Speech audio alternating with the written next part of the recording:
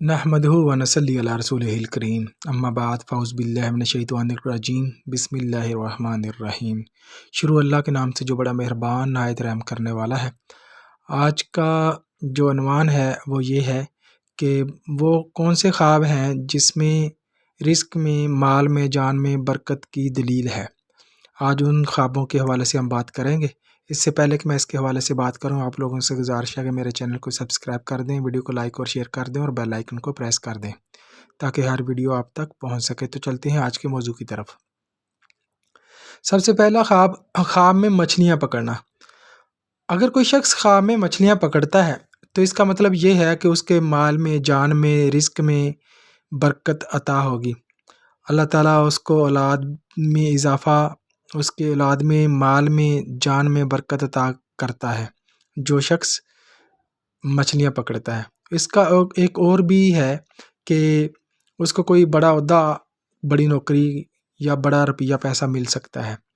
جتنی بڑی مچھلی پکڑتا ہے، جس بڑی تعداد میں مچھلی پکڑے گا، اسی تعداد میں اس کو رزق میں اضافے کی دلیل ہے۔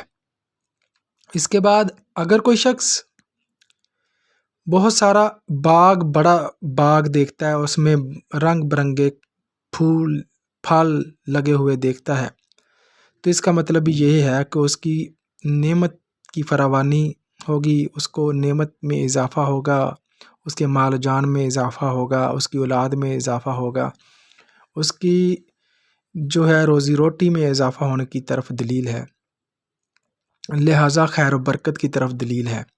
اگر کوئی شخص بہت زیادہ ڈھیر جو ہے پھلوں کا دیکھتا ہے یا باغ میں لگے ہوئے پھل دیکھتا ہے اور اس میں سے توڑ کر کھاتا ہے، تو اس کا مطلب ہے اللہ تعالیٰ کی نعمتوں سے وہ جو ہے اضافہ ہوگا اور اس کی نعمتیں حاصل ہوں گی۔ اسی طرح اگر کوئی شخص جو ہے وہ خواب میں چشمہ پھوٹتا ہوا دیکھتا ہے یا چشمے سے پانی نکال کر پیتا ہے، تو یہ بھی رزق میں اضافے کی طرف دلیل ہے۔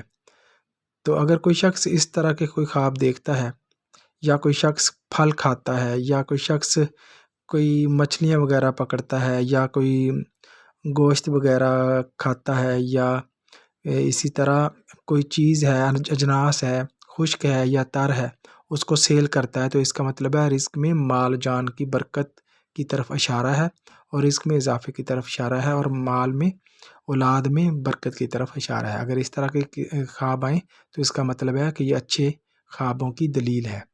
اپنا ڈھیر سارا خیال رکھیے گا۔ اللہ حافظ۔